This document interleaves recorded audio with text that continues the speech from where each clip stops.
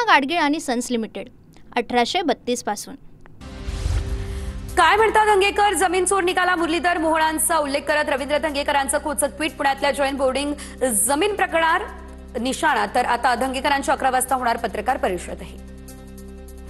Jain boarding प्रकरणावर आज मुरलीधर मोहोळ भूमिका मांडणार, तर मोहोळ यांची भागीदारी असलेल्या कंपनीने जैन समाज बोर्डिंगची 3000 कोटींची जागा 230 कोटींना हडपली, राजू शेट्टी यांचा हा आरोप। निलेश घायवळ अद्यापही सापडत नाहीये, काही सेटलमेंट आहे का? रवींद्र धंगेकरांकडून सवाल। तर निलेश घायवळ सापडत नाही तोपर्यंत शांत बसणार नाही, रवींद्र धंगेकर यांचा हा इशारा। पुण्यातील जैन बोर्डिंग जमीन विक्री प्रकरणामध्ये आता व्यवहारापूर्वी विश्वस्त चकोर गांधी यांनी राजीनामा दिल्याची माहिती। प्रकरणाला मुख्यमंत्र्यांकडून स्थगिती मिळणार, सूत्रांची माहिती। मुख्यमंत्री फडणवीस यांनी स्वतः घातलं लक्ष। जैन बोर्डिंग जमीन व्यवहार प्रकरणी आता बोर्डिंगच्या विद्यार्थ्यांकडून हायकोर्टात याचिका दाखल, तर 13 नोव्हेंबरला होणार सुनावणी। धर्मादाय आयुक्त, विश्वस्त मंडळ आणि सरकार विरोधात याचिका। गुंड निलेश घायवळच्या घरात पोलिसांना काडतुसं ठेवण्याचा अॅम्युनेशन बॉक्स सापडला। संरक्षण विभागाच्या फॅक्टरीमध्ये अशा बॉक्सचा वापर होतो। घायवळकडे बॉक्स नेमके आले कसे याबाबत पोलिसांकडून तपास सुरू। घायवळ गँगने महिला व्यावसायिकीला जीवे मारण्याची धमकी देत तब्बल 44 लाखांची उकळली खंडणी। व्यावसायिक महिलेच्या तक्रारीनंतर वारजे माळवाडी पोलीस ठाण्यात गुन्हा दाखल। निलेश घायवळवर आतापर्यंत 10 गुन्हे दाखल, तर 10 पैकी 8 गुन्हे कोथरूड पोलीस ठाण्यामध्ये दाखल। ठाकरे बंधूंची युती पक्की, ज्यांना सोबत यायचंय त्यांचं स्वागत। महाविकास आघाडी ही स्थानिक निवडणुकांसाठी नाही, महाविकास आघाडी विधानसभा आणि लोकसभेपुरती, राऊतांचं हे विधान। ठाकरे बंधूंवर तातडीने प्रतिक्रिया देण्याची गरज नाही, अद्याप युती संदर्भातला कुठलाही प्रस्ताव आलेला नाही। ठाकरे महाविकास आघाडीतून बाहेर पडल्याच्या चर्चांवर काँग्रेसचे प्रदेशाध्यक्ष हर्षवर्धन सपकाळ यांची ही प्रतिक्रिया। कोडा मैदानजवळ ठिकऱ्या कुणाच्या उडतील ते ठाणेकर दाखवून देतील, संजय राऊत यांच्या वक्तव्यावरून उपमुख्यमंत्री एकनाथ शिंदेंचा पलटवार। जे स्वतःच्या भूमिकेवर ठाम राहत नाही त्यांचा ठाणेकर बँड वाजवतील, एकनाथ शिंदेंची ही टीका। आपल्याला महायुती म्हणूनच निवडणूक लढवायची आहे, कुणाला खुमखुमी असेल तर धनुष्यबाण कसा चालतो हे आपण दाखवू। चिपळूणमधल्या बैठकीतून सामंतांचा मित्रपक्षांच्या स्थानिक नेत्यांना इशारा।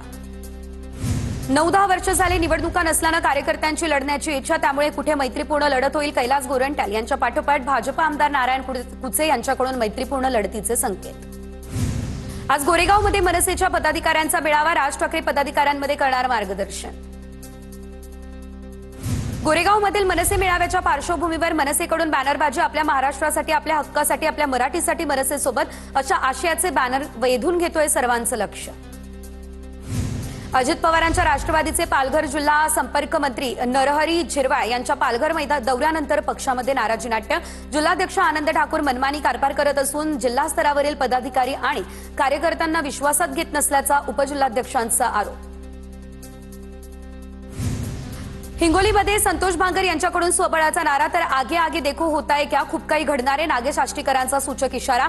हिंगोली जिल्हा परिषदेवर ठाकरेंच्या शिवसेनेचाच झेंडा फडकणार, आष्टीकरांकडून विश्वास व्यक्त।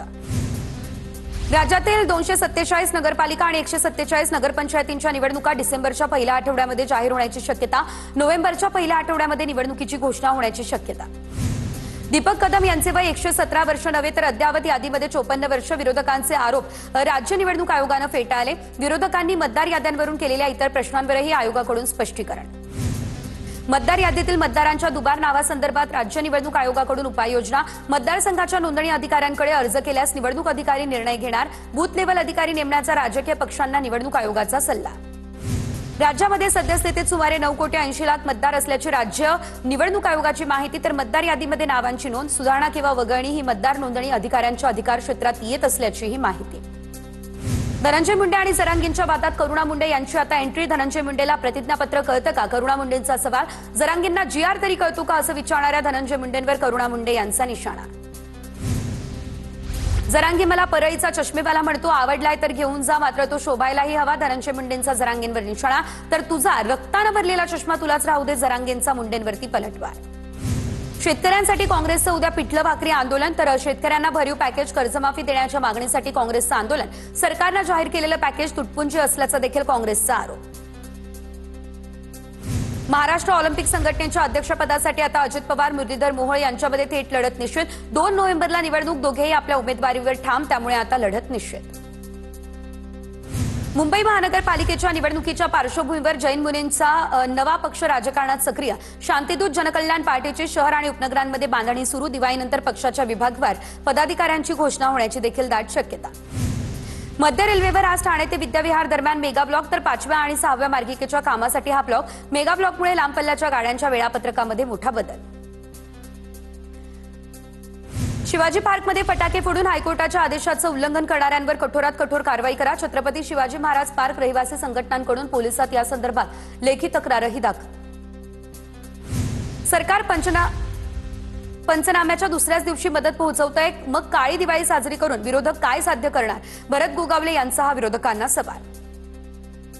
33 लाख शेतकऱ्यांच्या खात्यात 3,258 कोटी जमा होणार. पॅकेज मदत निधी वितरणास मान्यता. मंत्री मकरंद पाटील यांची माहिती. तर ई-केवायसी करण्यात हलगर्जीपणा केल्यास मदतीला मुकावंही लागणार. भाजपचे माजी खासदार गोपाळ शेट्टी यांच्याकडून शहरी नक्षलवादाविरुद्ध लढाईचा नारा. सुपारी घेत विकास प्रकल्पांना विरोध करणारे शहरी नक्षलवादी, त्यांना तुरुंगात पाठवलं पाहिजे, गोपाळ शेट्टी यांची भूमिका. पुन्हा शिवाजीराजे भोसले या चित्रपटाचा वाद आता कोर्टात. एव्हरेस्ट एंटरटेनमेंट LLP या कंपनीच्या हायकोर्टात धाव. चित्रपट मूळ कंपनीला दाखवण्याचे महेश मांजरेकरांना आदेश. चित्रपटाशी संबंधित स्वामित्व हक्कांचं उल्लंघन केल्याचाही आरोप. भायखळा या ठिकाणी वीरमाता जिजाबाई भोसले उद्यान हे 22 आणि 23 ऑक्टोबरलाही राहणार खुलं. मुंबईकरांना दिवाळीच्या सुट्टीचा आनंद घेता यावा यासाठी पालिकेचा हा मोठा निर्णय. धूळ मुक्तीसाठी आता मुंबई महापालिका पाण्यानं रस्ते धुणार. एकंदरीत 677 किलोमीटर लांबीचे रस्ते 377 पाण्याच्या टँकरद्वारे धुण्याचा निर्णय. बांधकाम आणि पुनर्विकास प्रकल्पांमुळे निर्माण होणारी धूळ कमी करण्यासाठी हा उपक्रम. दिवाळीनिमित्त दादरच्या फुल मार्केटमध्ये तुफान गर्दी. तर दादर मार्केटमध्ये झेंडूच्या फुलाला प्रति किलो 80 ते 120 रुपयांचा दर. मार्केटमध्ये विविध रंगांच्या फुलांची आवक वाढली. मुंबई महापालिकेच्या वतीने 426 घरांच्या विक्रीसाठी लॉटरी जाहीर. लॉटरीसाठी अर्ज भरण्यास सुरुवात. अत्यल्प आणि अल्प गटातील घरं उपलब्ध. मुंबई पोलिसांच्या नावानं फसवणूक करणाऱ्यांना सांताक्रूज पोलिसांकडून अटक. पोलीस अधिकारी म्हणून नागरिकांकडून वर्गणी करत होते गोळा. ऐन दिवाळीमध्ये बोनस न मिळाल्यानं मुंबई महापालिकेच्या रुग्णालयामध्ये कंत्राटी आरोग्य कर्मचारी आक्रमक. नाराज झालेल्या आरोग्य सेवक आणि सेविकांचा कामबंद आंदोलनाचा इशारा. नवी मुंबईमध्ये कारवर बसून स्टंट केल्याप्रकरणी गुन्हा दाखल. चालत्या कारमध्ये स्टंटबाजी केल्याचा व्हिडिओ आला समोर आणि त्यानंतर सानपाडा पोलिसांमध्ये गुन्हा देखील दाखल. दिवाळीच्या पार्श्वभूमीवरती आता पुण्यातील दगडूशेठ गणपती मंदिराला आकर्षक सजावट. मंदिराला आकर्षक दिव्यांची आरास. सकाळपासून भाविकांची दर्शनासाठी तुफान गर्दी. पुण्यात मेट्रो आणि बस प्रवासासाठी आता वन पुणे कार्ड सुविधा. तर PMRDA, महामेट्रो आणि पिंपरी चिंचवड पालिकेकडून अंमलबजावणी. सुरुवातीला पुणे आणि पिंपरी चिंचवड मेट्रो मार्गावर सुविधा असणार लागू. पुणे बाजार समिती राष्ट्रीय बाजार समिती करण्याचा आता निर्णय. सरकारनं काढला अध्यादेश. अध्यादेशात माथाडी कामगारांना स्थान नाही, त्यामुळे नाराजी. काम नीट करा अन्यथा कारवाई करणार. पुणे पालिकेचे आयुक्त नवल किशोर राम यांचा थेट इशारा. कामात त्रुटी आढळल्यानं हडपसर क्षेत्रीय कार्यालयाच्या सहाय्यक आयुक्तांची जागेवरती बदली. कंत्राटी पद्धतीनं भरलेल्या 100 सुरक्षा रक्षकांची दिवाळी वेतनविना. ठेकेदार कंपनीला सूचना देऊनही पगार नाही. सुरक्षा रक्षकांकडून आंदोलनाचा इशारा. पुण्यात बंडू आंदेकर टोळीतील एकाला पोलिसांनी ताब्यात घेतलं. वनराज आंदेकरांच्या हत्येचा बदला घेण्यासाठी भारतीय विद्यापीठ परिसरात घरावरती पाळत ठेवत होता. पुण्यातील फर्ग्युसन कॉलेजमधील राडा प्रकरणात जितेंद्र आव्हाडांना दिलासा. 2006 मधील राडा प्रकरणावरून आव्हाड दोषमुक्त. पुणे सत्र न्यायालयाने सर्व आरोपांमधून दोषमुक्त केलं. पूना गाडगीळ आणि सन्स लिमिटेड 1832 पासून.